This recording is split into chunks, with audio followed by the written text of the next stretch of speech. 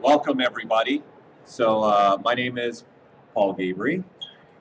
Next to me here, I got Mr. Joseph Drust. So just a quick introduction so you know who we are. We're members of the ZBrush team, Pixologic, which is the makers of the software ZBrush, which is a sculpting application that is used by several people in the toy industry, several people in many different types of industries, whether it be collectibles, whether it be jewelry, whatever it might be. We're used, I would say now, probably about 10 to 12 different industries, but a lot of toy companies are starting to use us in conjunction with what they've already been using, whether it be any CAD-based program that maybe you are using, whether it's SolidWorks or Rhino or Matrix, anything else like that.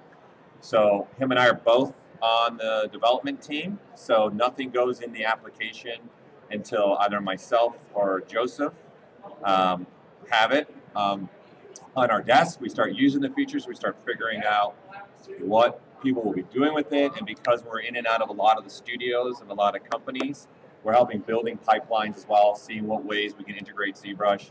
So we like to develop with that also in mind, and going through the process that a lot of people do within the studios. So we also do a lot of that where we'll go out to companies and help figure out what that is. So after this talk, if you want to have any more questions with us, we're going to be right over here at our table over here. So after this talk, if you want to find out more information, we'll be happy to answer any questions that you might have. We're going to start with Mr. Joseph Drust, and then I'm going to be going in. So he's going to show in particular how he made some of his molds and casting. He's also going to show a really great way to do articulation and everything inside of ZBrush, really fast, really dynamic. I'm going to go in, I'm going to show some examples of some toys I've done for Hasbro and show you how I've even used ZBrush to do some of that. So, want to drag that over? Yeah. So also before we get going, just so you guys have the information, a couple of our websites so you guys can learn more about us too. The company's Pixologic.com would be where you go. You can go to our website, find information out about that. Some of our user base, pretty much everybody, we're a very knit community where we're all sharing things. So we have a forum called ZBrush Central. So this is a great place for resources and learn things also. Learn from each other. If you're trying to figure something out, a lot of people just post it here and say, hey, this is what I'm trying to do. I'm trying to figure out how do I make wall thicknesses for my models. People will just answer it right here for you. So you don't have to just always rely on YouTube or Twitter, Twitch, whatever way you're going to be going to do this. Also, we've reached out to our community. We have our own channel called ZBrush Live. So we actually stream on a regular basis. So you guys can actually, a lot of people just do this at work. They just throw the live stream up on the ZBrush Live channel up on another monitor. And the benefit to that is it's like this. You guys get the capability to answer questions and things like that. So we found this is really a lot of fun and a good way to learn. So we started this channel where we've got artists every day just jumping in and just inside of ZBrush sculpting, and then you can fire away questions at them. You can see what they're doing. It's really a great way to interact with the community. So I'd recommend definitely taking a look at this sometime because it's a lot of people have been really following along and learning a lot of stuff this way. So I'm going to hand it over to Joseph now so he can show you guys his process. All right, how you guys doing? We all got headphones on. It's a little bit different. I don't think I've ever talked to a crowd with headphones on. It's kind of odd. So anybody familiar with ZBrush that's in the crowd? So we got a few people. Okay. So for those of you who are not, ZBrush is a digital sculpting application. So the way you kind of want to think about it is if you can do it in clay, you can do it in here. And so it's going to add the benefit of things like undos, symmetry, and a lot of precision, and then you can export all this stuff kind of out to different files to have them printed, 3D modeled, cast, all sorts of different things. So a lot of flexibility. So if you're using a traditional method, this is where a lot of the toy companies are going now, and they're taking it to the level of using ZBrush to do this process. So the ground, core fundamentals of ZBrush is that you have these brushes, and you have geometry. And if you click and drag on the surface, you're going to be able to sculpt on it. And you can pretty much sculpt anything you want. Just think about it as you're working with clay. With the positive sculpting structure, you also have a negative sculpting structure that you can apply. So you can carve in, you can carve out, and then you come back in, and you can also smooth to get different designs. So just think of this as your process, right? And that's pretty much the basis of it. Now we have some other functionalities that we've added to the system that gives us more flexibility. So we have a mode that's called Sculptress. And normal sculpting applications, there's a few others that are on the market. And when you're actually modifying the geometry, you sometimes will go through and start creating kind of this stair-stepping effect, because it's only modeling or modifying the existing topology. So you see these little rough things here. So we have a mode that will automatically do this for us as well. So if I have a small brush and I sculpt on the surface, it's going to calculate those details, give me the amount of topology I need to support that stroke. So this is really handy when sculpting toys because it gives you that feel of working with clay. So if I take a large pen or a large sculpting tool and drag it across my model, I'm going to get a large chunk of clay torn out. If I take a small one, I'm going to get a small, nice, precise line. So now we have the ability to do that with our tools, and I can come in and drag really fine details on our meshes, and it's going to actually update and calculate on your model. So I'm going to go through some of the processes we have in here, and then Paul's going to show some true-to-life examples, some Hasbro models that he's worked on, so you guys can see just the benefits of using this application. So the first thing I want to talk about is we have a system of Booleans in our program here. And if you guys have done any sort of keying or different articulation for your models, you've known that you have to like take something, you subtract a part out of it, you can add a plug to it, add a key, something like that to get those things to happen. We have a mode inside of ZBrush which allows us to do this in real time. So it's a real-time live Boolean preview. So as an example of this, I have two tools here. So I have a simple cylinder and I have this cube. And both of these are kind of sitting off in space. So if I grab this cube and kind of move it around, you see I kind of just reposition it and reorient it in relation to the cylinder. Now there's no real magic happening here.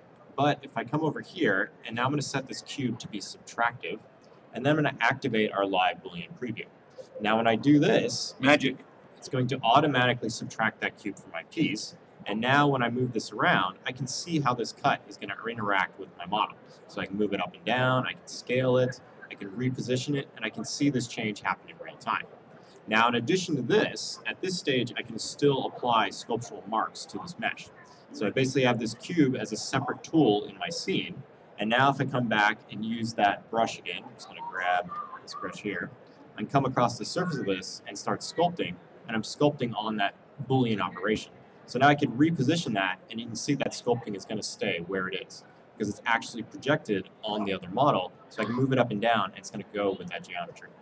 So this process of taking an object and subtracting stuff in real time is a non-destructive way you can modify your parts, change things on the fly, and then if I don't want this cube there anymore, I can just turn it off, and now I'm back to my original cylinder. So lots and lots of flexibility. And when it comes to mold making, and also creating things like articulation, keying, joints for toys, and things like that, this is absolutely the way to go. Now for some more examples of this, I have a model here that is a quick sculpt. So this is a unfinished piece here, but this is just kind of an example of what you can achieve with just the simple sculpting I showed you guys. So a positive stroke, a negative stroke, and then the smoothing applications. So that's all this model is basically consisted of. So to come through and generate some of these forms, all I did was take that same brush I showed you guys, and I came through and just sculpted on the surface to pull these boundaries out, right? And then if I want the undercut, I can cut inward, and then I can smooth it out. And that's the entire concept of creating a lot of this stuff. So it doesn't have to be, it may look complex, but it sometimes isn't. If you think of how artists use things in clay, they have like 4 or 5 tools in a ball of clay. So you can definitely achieve the same results you can in clay with ZBrush.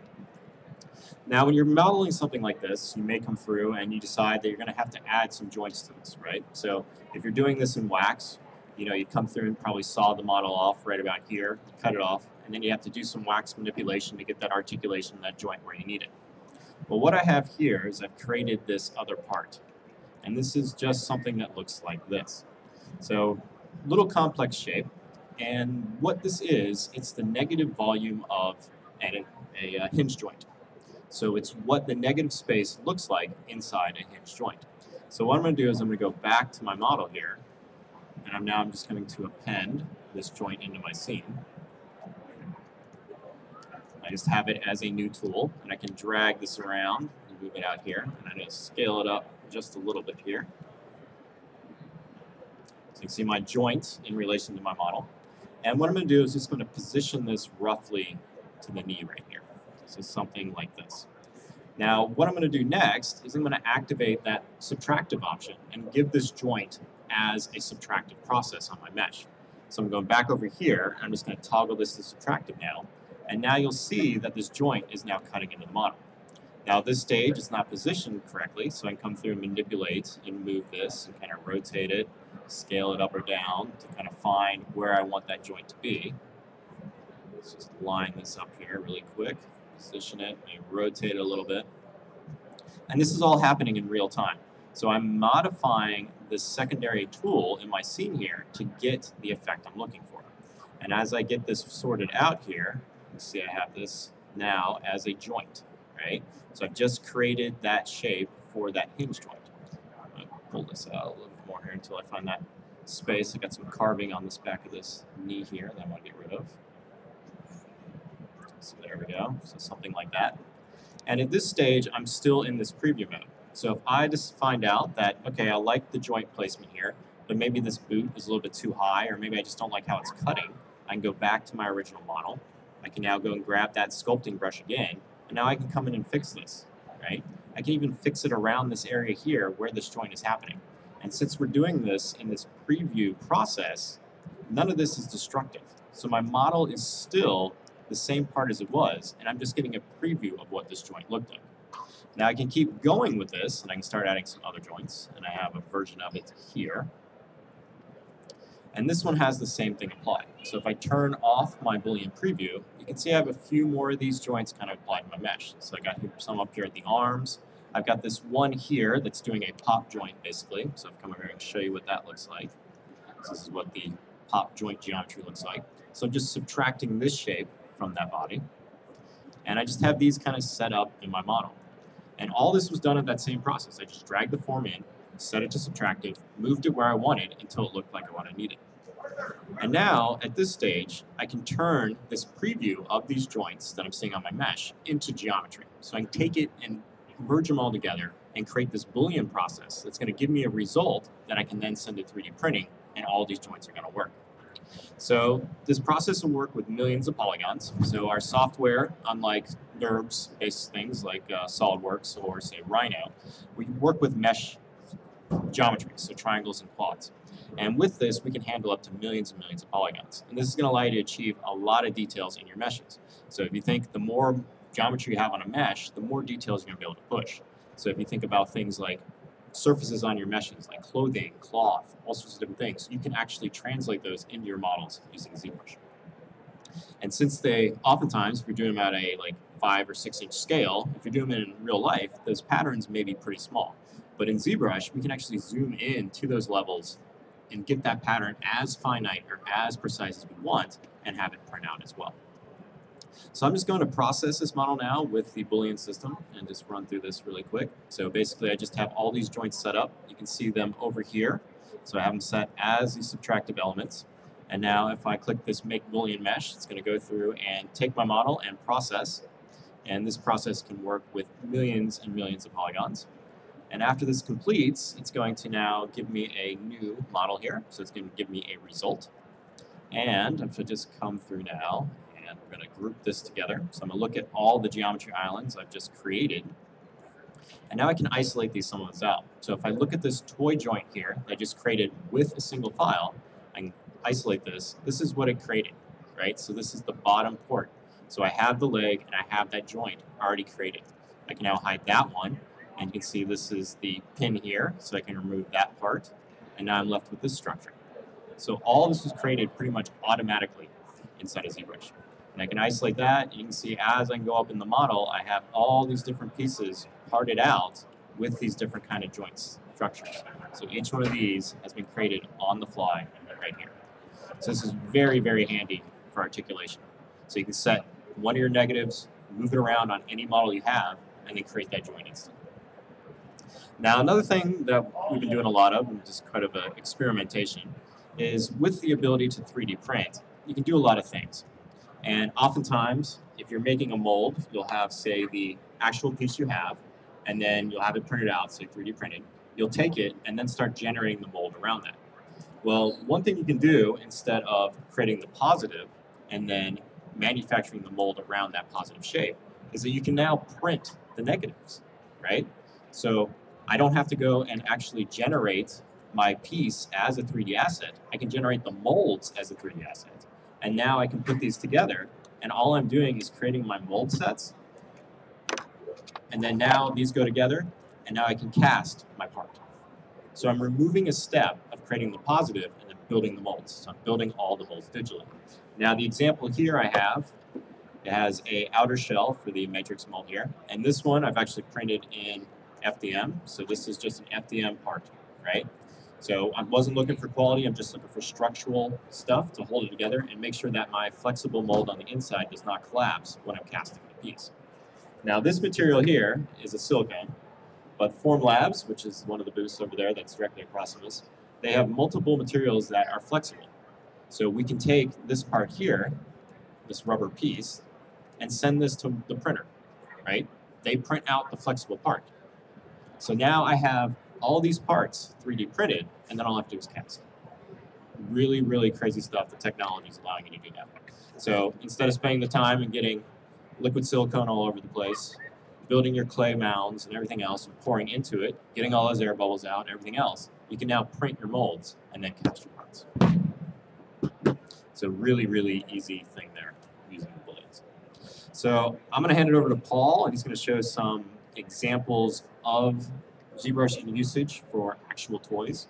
But the Boolean system and the other things are really, really impressive for toy production. Switch. Switching. Nothing's going on up here, people. Nothing's moving. All right. Okay, so I'm going to show some projects I've done, specifically with Hasbro, some figures that I've done, so you guys can see also some real-world cases. So I being behind the monitor, I didn't get to see who is using ZBrush out here right now. Raise your hands. Got a couple. I love the enthusiasm level when I kind of using it. You guys are like my students when I'm in class. How many have used it? Like higher than the monitor so I can at least see your hand. Okay. So some of you obviously have not used ZBrush, so I want to show some cases. So I'm just going to start with some images. So I got my my little monitor over here. So I'm going to start with just some examples here. These are obviously the finished products that are been shipped by Hasbro and being used. So I'm just going to open this up. Yeah, let's use photos. There you go. Right, so this is just an example. So these are part of the Mighty Mugs line that I did. So the one thing I wanted to stress for this, because I know some of you are out there, I've had conversations already using things like SolidWorks to do stuff like this. So this is 100% done in ZBrush. So I did the helmet part, because obviously the rest of it is painted. And for those that aren't familiar with these series of Mighty Mugs for Hasbro, you click on the head and it'll cycle through and give you different faces. I'm also going to bring up this piece is also something that I worked on, showing one of the big things is getting patterns on here. So besides just being able to sculpt something, I'm gonna highlight a little bit here soon here how you can actually lay patterns down and go through it. So just here's some examples I want to share. So there's another one I did, K2. So there's the vision, like so you click on the top of the head and then it'll turn the head inside. So they're pretty cool.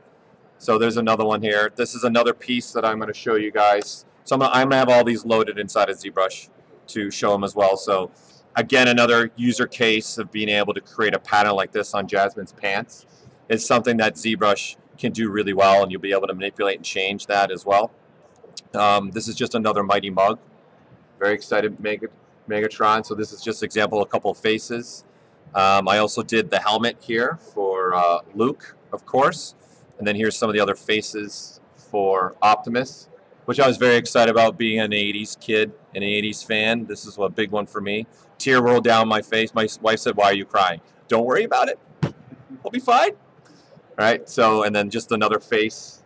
So these are just examples of some things that I have done with Hasbro. And I've done some stuff for some other companies as well.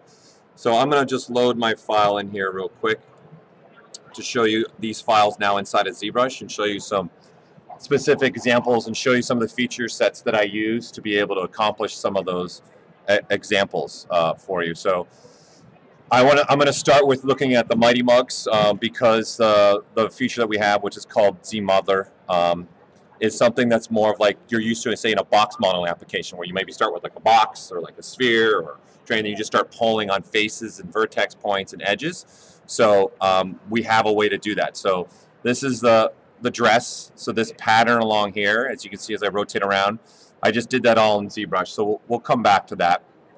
But here's the Optimus that I did. Okay, and so what we have here is I have the capability to, like Joseph was saying, I'm in the millions. Like this really isn't even that dense. We're sitting at 1.1 million for this one mesh. So this is the whole merged piece. You know what, I'm gonna lighten up the UI for you guys a little bit. Is that one better? You guys see that even better? Here, let's go one more step. Better? That looks better, yeah? Okay. So this is all one piece that I put all together, but really this piece is made up of like multiple pieces. So we call these subtools. So you can see little pieces here, and this is highlighting again kind of stuff that Joseph was talking about. There's just different pieces here that we call subtools doing different things, right? If we go down the line here, you can see how I started just building this piece off. So this is the start of his head, and then I start doing other things in here. So you can see this right here, okay, is just using live Boolean. So when I turn this off, that right there is actually what's cutting in and giving me those cut lines right in there, right? So that's how I started in user case like what Joseph was using as a sculptural technique to give me that result, right? And this is just my final result that I've all put together that obviously we're going to send out and get printed, right? So this is just an example from the Optimus. Here's my Megatron, showing you that piece. And of course, the buck I didn't have to worry about, obviously, because this is a large line. Haswell just gives me the buck, and then I go from there and build off all of these pieces. So a lot of this, too, is using things like live Booleans. Sculpturally, I can put things in as well, so I'm going to highlight how I can do that as well. This is the 70s version of Luke Skywalker in his gears, X-Wing gears. So this is the helmet that I did for that as well. So this is how I started working with this and started manipulating this. I started using our brush that we have. So I'm just going to start with just something very simple, okay, a cube here. And what I'm going to do is I'm going to convert this cube, because right now this cube actually has like a pole at the top. So like Joseph says, the difference between us and maybe other applications is we're a sculpting applications that's looking at the vertexes and points, and then you're going to brush across them, right? So if I start taking a brush, I can just start manipulating the surface and brush across it. Okay, I can do almost like grabbing the surface and pulling on it. Okay, so it's like trying to replicate real-world clay working more than anything, right? Super Sculpey or Chavant, whatever you're going to do. Okay, so I personally, for me, I like to, and this is what I started with, believe it or not, with like those pieces that I just showed you, was this. So I just start with like a 6-sided cube. I am actually starting kind of as low as I can in this particular cases. Now, when I get to the dresses and things like that, I would not start with something like this. But for those last 3 pieces, I'm pretty much starting with something low, because I want to start using this brush we have, which is our Z Modeler brush. Okay, so this brush, all the brushes inside of ZBrush, almost every one of them are symmetrical. So what that means is as I pull on one side, we're actually pulling the other side automatically. So I can keep pulling up and up, all right? And what we're doing here, and you can see that it's very colored, the pieces. Here, I'm gonna even switch to a little bit brighter material. So you guys can see how there's colors happening here. So these are what we call polygroups, okay? So in other programs like Maya, selection sets kind of a thing. So this is just in essence like IDs, group ID that can go in and forth and in and out. Now, the beauty about this brush is this is actually not an extract. We're not actually doing an extract here. We're doing what we call a Q mesh. And what's beautiful about this is, and why I've been using this to make those pieces is, besides just doing something like this, if I don't want this, I can actually just get rid of it. So I can use this brush actually to just get rid of pieces that I started drawing out. I can draw more pieces out, okay? I can draw it out and you can see it snaps, and I can just play with an angle that I'm looking for here, okay? And I'm going to turn back my lines on. You can see every time I'm pulling out, we're just, in essence, pulling on the surface, and we're closing off everything for you automatically. So if I do this again really slow, you can see that it's just going through the process that if I keep going through, we're automatically closing this and this off for you, right? So I can start building things like that. I can add edge looping if I want to, and literally just put a hole right through here. So I can come here from the top. You can see I can put a hole right through the bottom, and we're actually automatically closing off all 4 sides for you right off the bat. So this just opens up, this is us looking at box modeling in a way to work. So this is how I started going at the approach with seeing what can I do. So like for that helmet, all I was doing was just starting to say, like for example, Optimus's head, he's more of a spherical shape, right? So I started with something like this, okay? And then I just said, I don't need as much information. So I just started going the process actually the other way, is getting something a little bit smaller like this, okay? And then we have the capability to even hide and show pieces. So think about this in the clay world, where in the clay world we would take an arm off so we can maybe start sculpting obliques and rib cages and things like that, and then we got to put the arm back on in the clay world. So we're taking that approach digitally and thinking artists are going to need to hide and show things and be able to work on pieces. So I'm not actually deleting stuff, I'm just hiding and showing things, right? So, but we do have the capability to say, okay, I have this piece, I don't need the bottom piece, so this is a good start for me. So now I can delete it. So I'm getting rid of that surface, I delete the hidden. I'm gonna turn on our double tier so you guys can see the surface. So now, if I'm gonna get going on this and making like a helmet, I wanna start being able to have maybe some thickness right from the get-go, right? So this brush, we can look at things which are the faces, we can look at our edges, so this is our edges, right? I can pull on the faces, okay? And then I can even pull on the points. So we have all 3 things at a hover state. So what we're doing is as you move the brush around, it's switching literally between face, edge, and vertex mode, okay? So you don't need to go anywhere to actually switch the mode, it's just wherever your hand is. So I can even tell ZBrush now, this particular option right now is just saying one face at a time, okay? I can tell it to do a temporary something like this, and then it does all faces at the same time. But what I can really also do is I can load up the options, and then now this is options, other things in the brush. So we can delete faces, we can crease faces, you can extrude, you can mask off faces. There's a lot of other controls here. So I'm just holding the space bar and allowing this to pop up. Okay, so the way you want to look at this now is the top parts are actions. So in essence, do you want to delete a face? And then I delete a face, okay? Do you want to, what we call Q meshing, right? Because that capability I was showing you, being able to delete faces on the fly and have that, that's this mode. It's not an extrusion. Because if you extruded, you would have faces sitting on top of each other and have coplanar faces, which is not good for 3D printing. That's a big no-no, okay? So what I can tell ZBrush now is, what's my target? So I can say, hey, in this particular case, I want to start adding some thickness, okay, to it. So I can just say all quads. I can say all polygons, because maybe you have triangles, maybe you have quads, maybe you have whatever the surface is going to be. Because we're a sculpting application, ZBrush will only use quads or triangles. You can't use what we call an n-gon in those worlds, okay? So now that I have this, I can just start giving it thickness, okay? And now I've got a thickness to this, as you guys can see, and we've got those polygroup things, okay, happening, and now I can look at the surface softened up if I want to. Obviously, I want to keep some of that sharpness that I was getting from the beginning, right? So not only I want it to look like this, so I don't want that faceting look, I want that smooth look, but I kind of also want to have some nice sharpness happening through there. So I'm going to tell ZBrush to do something in particular, which is creasing by those polygroups. So you can see with one button, I just creased around that edging, and now I got a little bit more of a sharpness happening through there, right? So I can even say, as a user, though it's important to me, right, re-looking at this, is this edge right here and this edge right here on both sides, okay, are important to me. I want to here and here on the other side, I want to kind of have some sharpness happening through there, right? So I can hover over that edge and say, let's crease an edge. So now I'm just tapping here, right? And I can just tap on these edges here, okay? And this is giving me now the capability, when I go to smooth it, you start getting now that look, right? And what I'm actually doing is doing like a preview. So we find, you know, when you're making things in production or doing like, there's a lot of tweaking you might do along the way. So we're looking for systems that also can create non-destructive workflows.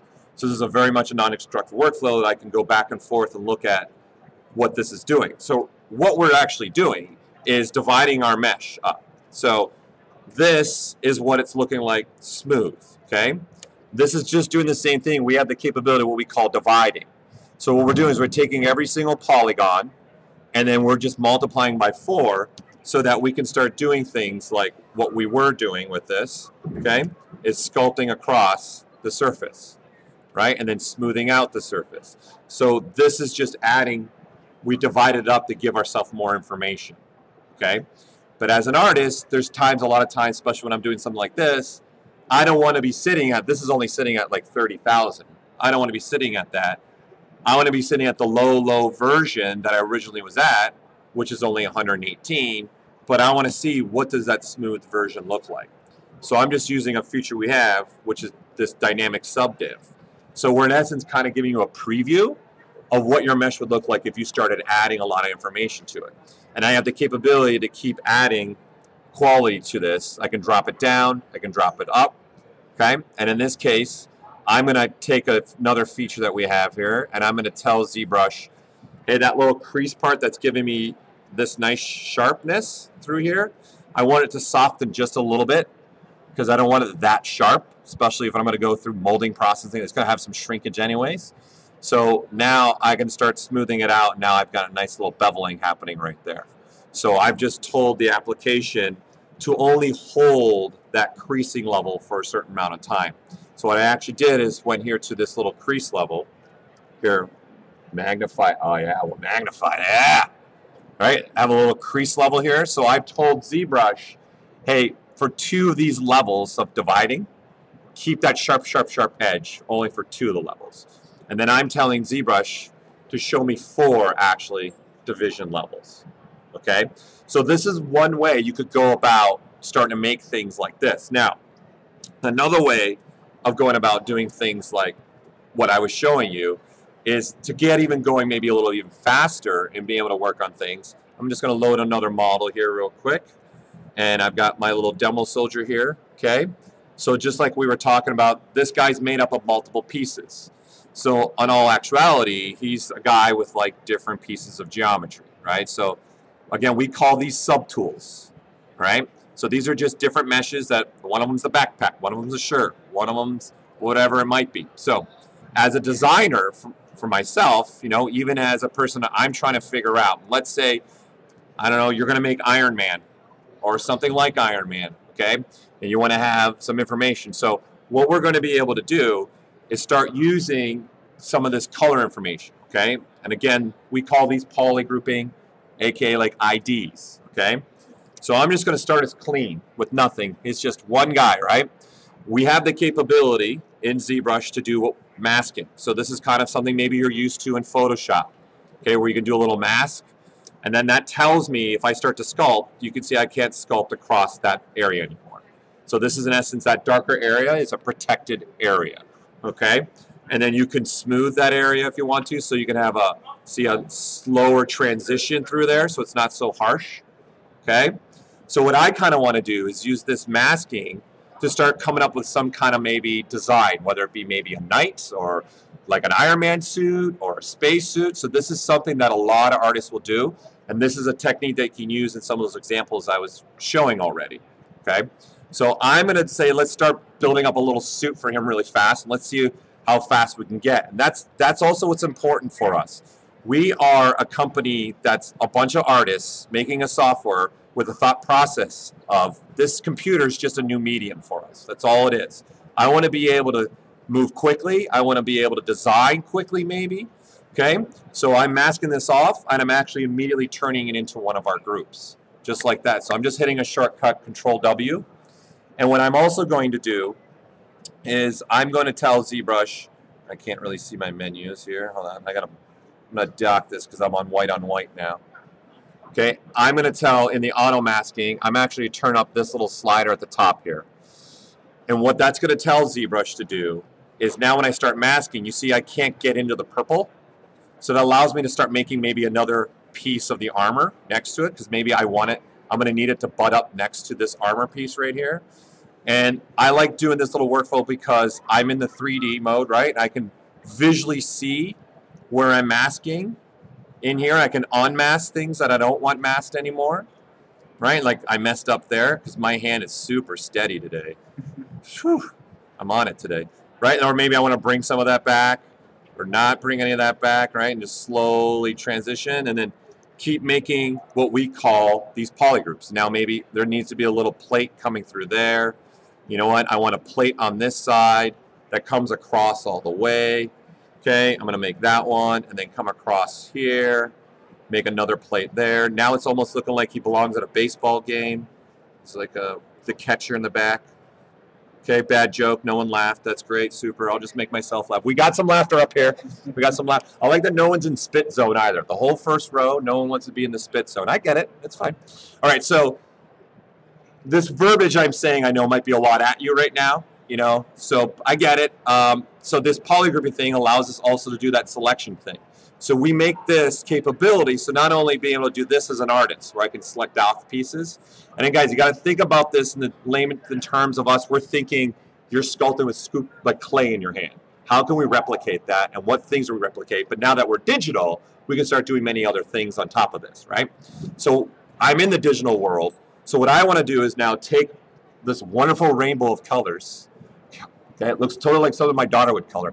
Okay, and I want to now start creating panels, like if it was really an Iron Man suit. Okay, so we are going to use this power of having what we call these polygroups, okay, to go through here. So I'm going to open up another set of feature sets that we have in here. Okay, so with one button, I can click, and then ZBrush is now going to create panels, right? So I zoom in here, and you can see there's a nice line cutting through here.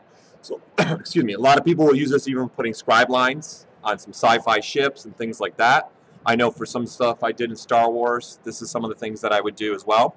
What this is actually doing is just looking at each one of those colors and saying, okay, let me take that color, and then let's break it off. Let's smooth out the surface a little bit so you get a nice clean result. And let's make a backside to it automatically, and let's, in the middle of that, let's create a paneling, okay, that has a distinct, definite look to it that's going on, right? And I can control that really easily.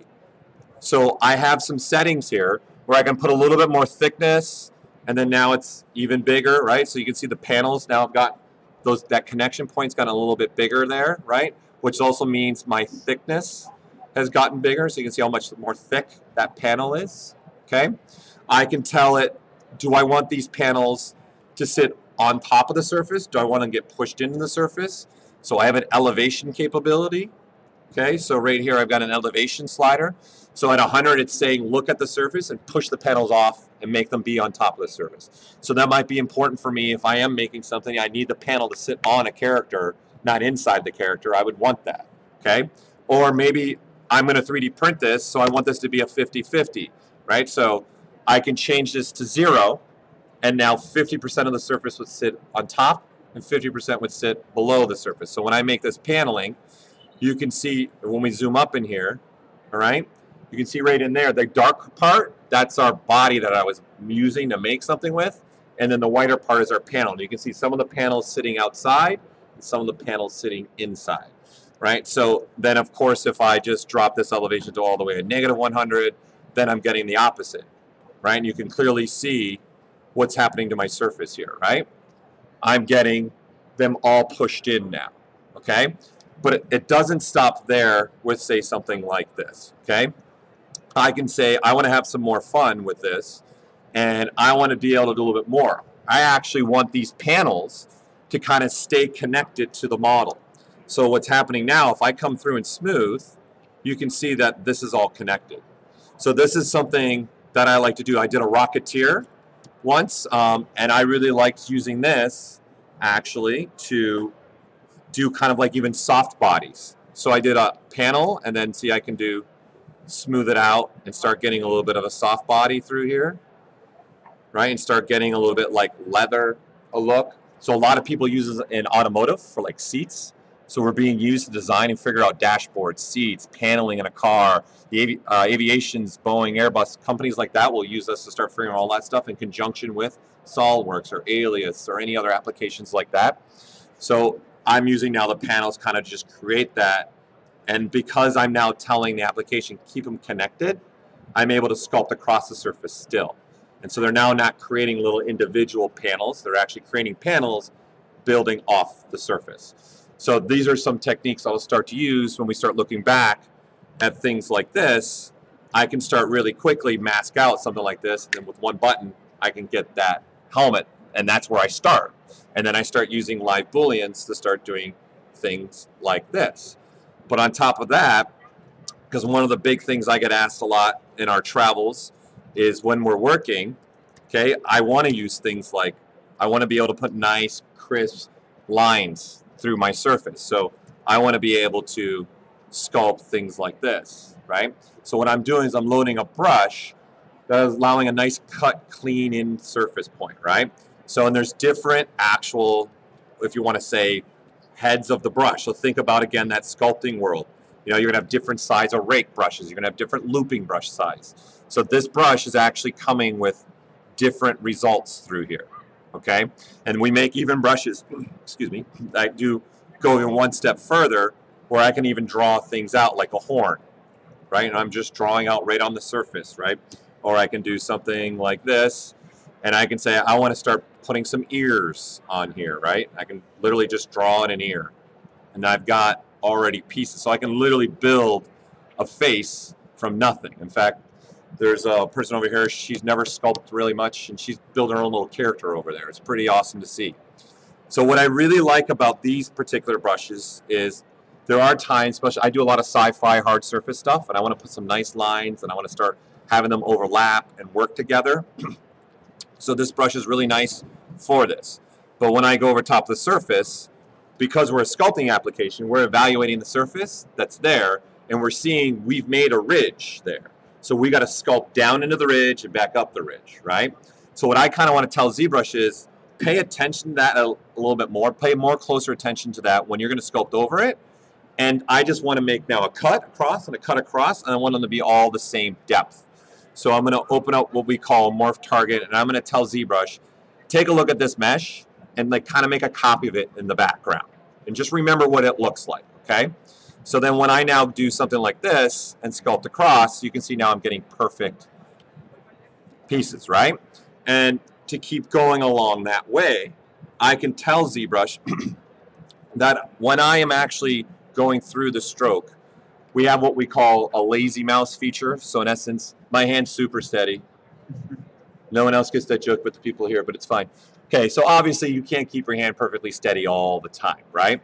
So this particular feature is allowing you that, we know that, right? So this feature is trying to keep your stroke nice and consistent all the way through. This is the beauty of digital that we can't do in the real world, right? Because when I was in clay and doing this, and I'm sitting there like that, whether it be in the wax days or Chavant days, whatever you're working with, right? So let's take advantage of our digital. So I'm going to actually tell ZBrush, let's turn up some stepping here, right? So let's tell the application, take a look at my stroke and look what I'm doing. So what is nice about this, not only can I do this, I can start moving it around and start continuing my stroke. Now ZBrush is pressure sensitive, right? So I'm never going, now we're back to the human element, I'm never going to put the same pressure on this Cintiq that I've done. It's just not going to happen. There's no way at the end of my stroke, and then when I go start again, I can make my pressure be the same, okay? So as I'm going here to here, I'm going to have different pressure capability. So if I'm doing something like this, I kind of tell ZBrush, see this little hiccup right in there a little bit? There's just a little touch of the hiccup. That's because my pressure was a little bit different. So I can even tell the application to ignore that. If you're Joseph, he likes to work sometimes with a mouse, which I don't get because it's like sculpting with boxing gloves. That should be a good challenge. Like just give people clay and sculpt with boxing glove. Go. And then you play the Rocky music. Dun, dun, dun, dun, dun, dun, dun, dun, dun, and you got like round one. Go. Sorry, that's things coming to my head. You just got to be part of it, people. Just roll with it. Just go with it, okay? So obviously a mouse can only have one pressure, right? So I can tell the actual application has the capability to tell it what kind of pressure do I actually want to have, okay? So we have a tablet pressure capability right here. So you as a user have now, because we're going back, we're digital now. We could do so much digitally that we can, right? So this little size slider, you can see it's got a little ramp. That's telling the application, here I'll try and put it up at the top. for everybody? Everyone's good? Can you see that now? Yeah? So there's this little ramp right here. That's telling it, based upon your pressure, kind of how strong does a stroke get pushed in and out, pushed in and out. So I'm going to I can tell it to pretty much ignore my hand. Like, take away that human element now for you, so that when I start doing something like this, I can keep rotating, and you can see you're not going to now get that hiccup, right? And you'll never know necessarily where I stopped and go. And then I can do things like draw out things like this now and come straight across and keep making lines. So this is a great way, you know, to put nice little lines on the ships and planes and sci-fi things like that. I do this all the time. And then the fact that I have different brushes to do this really opens up a lot for me. Okay, so I'm going to move on to some other items here because we're getting close to the time. So coming back to Miranda, so this pattern on her dress that I have here, right? This is just, again, looking at this. I've got a mesh. There's the final result, right? And then putting those little holes in, this particular toy, they made different things that could snap on the dress and snap off the dress, right? So I knew what millimeter pin then they needed. And I just made a cylinder that's millimeter, right? That's 2 millimeters. I made a cylinder. And then I just did what Joseph already showed in the beginning, which used a live cylinder, live Boolean, cut it, we're good to go. But the pattern is where the difficult part comes in, because this is obviously nice cloth that's flowing and going on. So how do I get a pattern to lay really nice through there? So all I did is took a look at things like this and have the pattern painted on. So they gave me the pattern, right, and said, this is the pattern that I need to lay on here. But I need it to repeat through everything. So I'm just using a painting, a texture, right? And what I've done is I've laid this out. So my wife used to be very much into fashion design. So in that world, they're starting with fabric laid out, and they're cutting it out, and they're making, in essence, 3D. They're making the clothing, right? We want to now do the opposite. We're starting with a 3D mesh, and I now need a flat version of it. So I can literally just go, if you guys want to, go in Illustrator, Photoshop even if you want to, and paint a pattern and send it right back to ZBrush, okay? That's really all I'm doing. So what they call that in the 3D world, okay, are UVs. Oh, magic. Oh. So there's the flat version. So this is my mesh going from the 3D version to the flat version, okay? That's all I'm doing here. I'm not doing anything other than that, right? So we have a feature in ZBrush that will allow us to do that, okay? But what I'm going to do now, because we have the capability to add a lot of information, polygons, I'm going to just tell ZBrush to give me more and more information on this dress. So I'm just dividing up pieces in here, okay? So this is now, if we turn off, here, I'll turn off this little texture that I have on, right? You can see I'm just turned up. I got a lot more information in there, right? There's just a lot more polygonal information, okay? And now what I'm going to tell ZBrush is take this pure black and white information, and just like I was kind of doing the masking thing, showing you before how if I mask something off, I don't destruct it. So instead of me, user, just sitting there doing a mask, I'm going to use this actual painting information as a mask, okay? So I'm going to tell ZBrush to go into my masking menu, right? And I'm going to say mask by color, and there's a mask by intensity. So voila, nothing happened. Great. Awesome demo, Paul. Great job. I'm fired. So what's really happening here is we're still looking at our texture, okay? And so if I turn the texture off, you can see now there's a little bit darker and clear now, right? And what that is now a mask based upon the color information, okay? So I can even inverse this mask if I want to, right? I can flip it, okay? And what I'm going to do is I'm also going to hide it right now, so it looks like nothing's going on. And now all I have to do as a user, okay, is tell ZBrush, hey, take a look at that mask, and don't affect it, but I want you to affect a surface that's not masked. So I actually can come into this little deformation menu we have, and I can tell the surface to kind of start inflating, and then now I have that pattern actually popping out on the surface. So I have to do this a lot. I'm not going to, this is one of the things I do a lot. So I like to use our layer system for this. I'm sure you're all, I'm waiting to see some heads. So you guys do these patterns. You go to your art director, and they go, guess what? The pattern's changed. And you said, super, awesome, great. And if you're a freelancer, you're like, great, another day's worth of work of putting a pattern on, right? That happens constantly. I know it's happened to me several times. So when I'm doing something like this, again, I'm just hiding a mask. I'm doing Control H to hide a mask here. That's all I'm doing. It's just hiding and showing, okay? But I can make a layer in essence in this. And so what I've done now is I made a recording layer. So ZBrush has got its own layering system. So some of you, like I know in SolidWorks, they call the meshes layers, right? So it can be, we have our own layers because now we're a mesh. So think about more in the Photoshop mesh world where I got a layer on meshing now, and our subtools are actually the meshes that are going through the process, okay? So now that I have a layer in record mode, okay, often I don't even know what they really want, like how deep do you want that? And that's also number one. Hey, it's got to be another millimeter or 1/10 a millimeter deeper, right? So now I can say, let's inflate this a little bit, okay? So now it's inflated. I'm not even worried about the results, okay? Because now that I'm in a layer, right, I can actually use this layer now, and I can say, you know, it's bumping out just a little too much, and I can push it back a little bit, right? And now it's not bumping as much. I can say, you know what does the layer look in a negative sense instead, right? So going negative. What if I started pushing it in instead? So because it's on a layer, I give myself a lot of freedom to adjust this, right? And I can even keep going up and up and up and up with this all I want because now that it's on a layer. And then if they change their mind, you know, for the freelancers out there, oh, that's going to be another $500. That's going to take me a day to maybe 2 more days. Really, it's not, because you just turn off the layer and just put a new pattern on, right? So knowing this in the toy world, I go through this, I like to prep and sculpt and think this way and knowing that this will happen.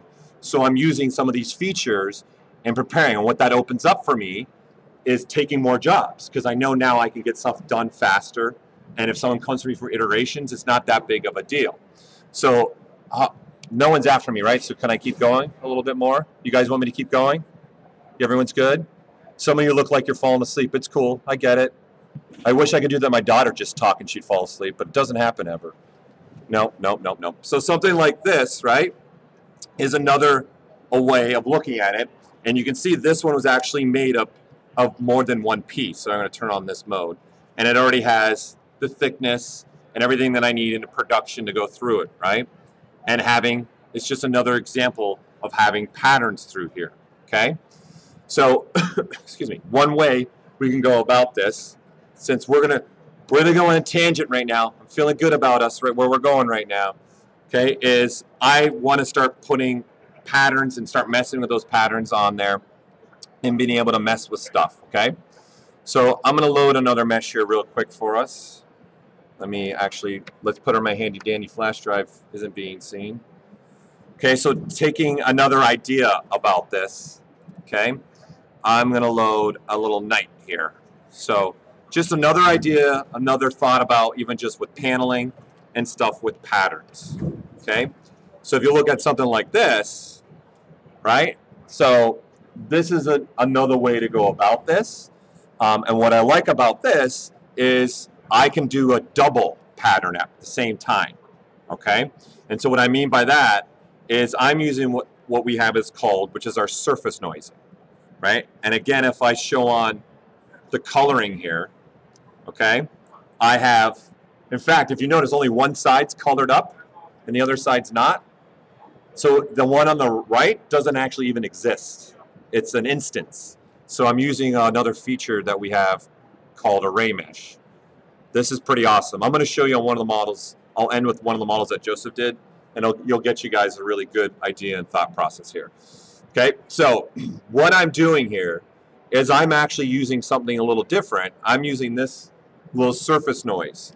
So I've got the mesh in here, and you can see there's the image down in the bottom left. I'm not going to be able to move it unfortunately for over here, right? There's a little icon down here, an image down here, right? So what I did is just went and painted this floral pattern and made it so it can repeat forever, okay? And I don't know how many times I want it to repeat. This is the big difference now than looking at the workflow you guys are used to is maybe going to Photoshop and painting your pattern. Then, like the art directors that they do, I need it now actually smaller but still repeat. So this is what I like to use that. Again, non-destructive way of working. I can keep moving along. Because what this allows me to start doing is I can scale the pattern on the fly and decide how many times do I want this to repeat. I can even start adding color if I want to. So part of the pattern's getting color, part of the pattern's not getting color. Okay? But what I also really like about this, because obviously looking at this to make some kind of like night looking piece, okay, is not only do I want that floral pattern, but getting in close here, you can see here, I'm going to move to something with a little bit more, there you go. You can see the parts where there's not the floral pattern, there's like almost like a stippling kind of look to it, like there's some wearing a little bit in there, the part that wasn't polished down on the surface. So I'm actually doing two patterns at the exact same time right now. And I'm telling ZBrush which part gets what, which part gets the other pattern. So what I've done is I'm telling ZBrush one thing is the image pattern, okay, and the other one is this noise, right? So I'm using actually this grid, and here we'll make this pattern a little more pronounced here, through here, and now you can start seeing, I can look at stuff on the fly and see what I'm making. I can adjust this pattern, right? So if we zoom out a little bit more, okay, I can have the capability to look at this at different levels through here, right? And then I can start messing around with my surface this way. And we have mixing abilities. So I can do min and max. So now what's happening is now the floral part is now getting that other noise on top of it. And the part that's not having the floral part, the flower part, is getting nothing, right? So you got a difference where it just go across all the surface and look at the value changes, right? So there's different ways to even look at this. So all I'm doing is telling it how to mix this, how to control it, and then I have a strength capability, and then we can go, do we want to go a little bit crazy or not a little bit crazy? And now you can see really clearly the flower pattern's nice and smooth, right? And then the other pattern has that. And then the beauty again of this coloring polygrouping thing, okay, is I can mask off the polygroups, right? So what I've done is I switched to our little Gizmo, and we have the capability, if we just hold the control key and click on any of the polygroups, we'll mask off everything else but that one color. So you can see only this part now is getting the pattern. Nothing else is getting the pattern. So I'm controlling that by just holding control and tapping on the group that I want that pattern, because obviously I would only want it probably in that area right there. That's the only spot I'd like to have it, right? So this is just the process I start to make something like this, right? So this is from a scan data as well. And then now I have something like this, and we've got even things like a chainmail happening through here, which this would be printable as well, because I can even move this if I want to. This is actually being made by a cylinder. So I'm using a feature. So this is actually what's making the chainmail.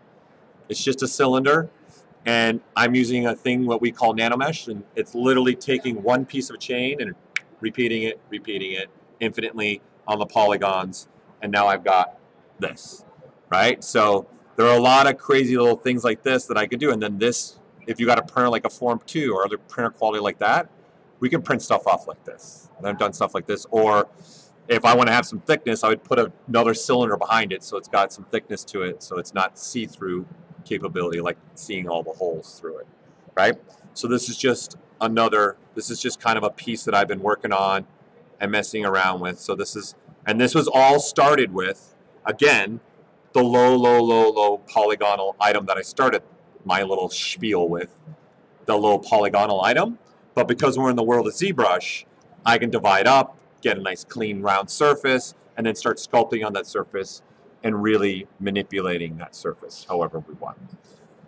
So I've gone past my time, but I wanted to take questions. I know a question got asked about this Gizmo piece here as well. You have the capability to rotate things, and there's numbers that'll pop up. There's no way to adjust those numbers. There's no way to type in those values. But you know, since I'm also here, I want to show them. I can't help myself. I will talk forever. I feel for the people that need to watch me right now that want to go home. Okay, so stuff like this, right? What we have now are, again, multiple meshes. And we can even do a gizmo. So this is Joseph's new keying little phrase over here. So we've got these little icons in here, right? They all do. I love this one. The little reminds me of MapQuest, the home button. I'm home, I'm here, right? That's exactly what that kind of does. If I actually move this, I can center the pivot back to the mesh, right? So wherever I go, I can move this back by clicking on this. So it even can work masking wise. So I can now pivot and set my pivot right to where there's stuff not masked, and it's being able to manipulate that. So this has a lot of different features in it, okay? But one thing is pizza boxes. Say Joseph likes to call this pizza boxes. Are you guys having just pizza with your significant friend, your wife and the kids? Or are you having a party, okay? Do you want just one pizza, or do you want 3 pizzas? How many do you want, okay? Join the ZBrush party. Okay, so when you have the 3 on, that's telling ZBrush, hey, I've got multiple pieces, stacks of geometry, okay? And I want to kind of manipulate them together. Because right now, I've only highlighted one mesh, which is his body, right? So with this off, right, the only thing that's going to get manipulated is him. He's the only thing coming to the party. No, he's by himself. He's a single man, New York City, living in a small, very small studio, which is really a closet. Let's be honest, how they're doing it here. We know how it is. I'm in LA too. They do it to us too. I get it. Okay. This is a studio apartment. It's only 500 square feet. Great. You mean this is my bedroom again growing up? Okay, great. I might as well just move back in with my mom and call it a day, right? If I'm going to do it, it's free rent at least. Okay, so what I can do now is I can turn this on and say everyone's coming to the party. Okay, so I'm moving now the whole thing together, right? But I want to be able to do more than just that. I want to be able to control what gets moved, what doesn't get moved, because there's going to be times I scale things out. And you can see I can actually select out what gets moved and what doesn't get moved. So I'm actually, again, going back to that crazy selection thing that some of your eyes glazed over and go, I don't know the words coming out of your mouth. I'm just trying to sprinkle some examples here for you. I'm not expecting you to learn ZBrush for all right now within this 45 minutes, but really you're an expert now, okay? You're all experts. Okay, so I'm just using selection ability to say what gets sent and what doesn't get sent. And I can flip it and decide what gets kept and what doesn't get kept. That's all I'm doing here, right? So you can move, you can rotate, I can scale, I can do all the things that I want to do, right? I can center it and scale based upon that, okay? So this leads me into, can I have one more thing? Can I keep going? She said, we got time. Last thing, and then I'll take any last minute questions. I told you, I get on tangents, people. I get on tangents. Because we're here, and this is probably the number one thing that's coming up here at Toy Fair for us, is scale within ZBrush, because all of you may be coming from CAD programs. That's built with scale in mind, right? We're built with art in mind, or artistic application. You want to be able to sculpt and do crazy things like I'm doing, like dragons, or whatever you want to do, okay? So my man here to the right, Mr. Joseph Dress here, wrote Scale Master. So this is when the clients come to me and say, hey, we need it 2 centimeters bigger, or 2, I love that, 2% bigger. Okay, right? So what I can do is tell ZBrush, what is the set the scene? So how big is this model, right? So it is in millimeters, is it in inches, is it in feet, is it in centimeters, right? And the file has dimensions attached to it. But the file extensions themselves don't know if it's in millimeters, inches, or centimeters, whatever it is. So I can just tell ZBrush, hey, you know what, this model is going to be an inch model. It's actually around 8 inches tall. And then now, boom, I've just set my world in inches already now. And now I can see the measurements. So if you see my sliders here have now all updated. Here's all your measurements that you want. So you have your exact size. If I switch to any different subtools, so I'm just using the up and down arrow keys. Right, so now it's the backpack selected, okay, and I can say sliders to subtools, and then there's the size in inches of the backpack. So I have all the sizing here that I want. Now, which is also very nice is that when you do have things, hey, maybe the toy, we're going to go smaller because the production needs to be, you know, it's too expensive to do the size we were originally going to do. We're going to go a little bit smaller now for the production. So I need to adjust the size. So this particular guy is no longer going to be the size that he is, okay? I hit the button ahead of time. So he's not going to be at the size that I want, right? I want to go a little bit bigger, right? So we started with going at a size that I wanted, and now I want to change the size right here. So this is sitting at 8 inches tall, right? So I want to now say, he's got to be 4 inches. I'm so used to the number pad here.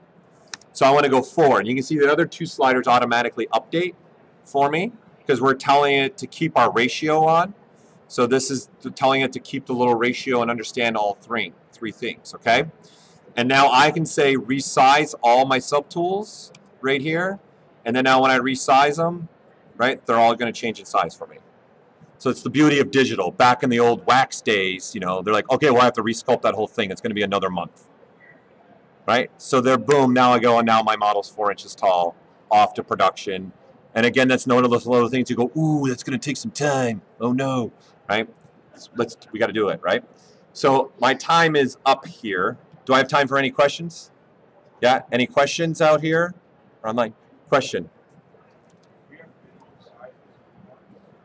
Sizes for parts?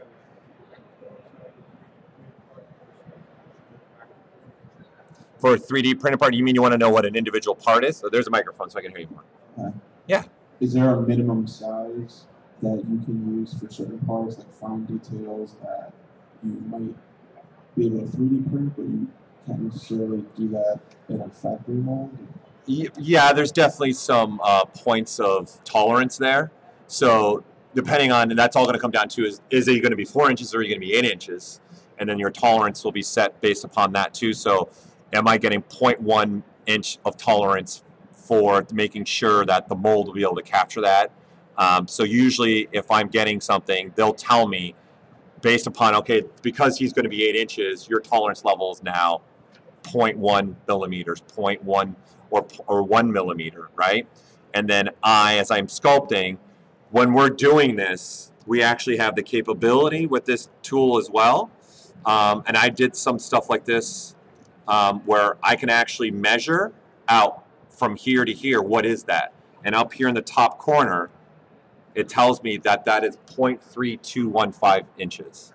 So printing-wise, you'd be surprised now what we can get. Like on a Form 2, I can literally print the size of like a real-life fly and have wings that are transparent that you can see through and have the veins on the wings be printed out. You have to change your model much after you, say, do a prototype that's 3D printed and then like they're ready to actually go into production. You have to alter the model much? No, usually because now that you have this, I'm printing it out like on a Form 2 and I'm getting it right there. And then in some cases, that's just the model I'm using for production. That's what Joseph was doing here. He was just using the Form 2 and then he was just using like a MakerBot to do the blue part. And then that was it. He was done. He didn't do anything else. And then he was using this as a production piece for him to make his pieces. This is his vinyl toy that he's making, right? So not necessarily, no. You're good to go. Thanks. Yep. Any other questions out there from anybody? Oh. Yeah, there's a lot of people that are already using ZBrush with SolidWorks for sure. So obviously, because SolidWorks is more of the NURB-based system, you're going to have to convert the polygons to NURBs if you want to. So you can't do it in ZBrush, but there's another company here called Cyborg 3D. IntegrityWare is the company. They have that software does nothing but that. It takes like a ZBrush model, converts it to a NURB-based system, to an IGES or step file, and so you can get it back in SolidWorks, or vice versa. If you're in SolidWorks or any other CAD program, they'll take that CAD file, convert it to Polygon, and then you can plop that in ZBrush, right? So, but in SolidWorks, it's right here, it's right next to us. So in SolidWorks, obviously you can make a mesh, and then we have a bunch of remeshing tools that people need to do, because when you bring a mesh out of SolidWorks, number one, make sure you're fusing the points, because when you go to divide something, it's going to split apart, and then all those islands are going to become separate islands, and you're not going to sculpt across. So when you're coming out of SolidWorks, just make sure you put the option on to make a mesh, and make sure the belt points are welded, and then that's it. You can bring that right into ZBrush, and you can convert it and sculpt on it. But if you're trying to get back into Rhino and you want to get back to having NURB system with curves, you're going to have to convert that back, and Cyborg is a great application for that as well. Cool. Do you have a question up here? Anybody else? Bueller, Spigoli, Dufresne, Andy? We're done. Yeah, and if you have any other additional questions too, we have a table set right over here. There's also have copies of ZBrush you can go over and play on and see how it works. So definitely come check us out. Yeah, Joseph's the booth babe for the rest of the weekend. All weekend. And that application again is Cyborg 3D from Integrity Ware.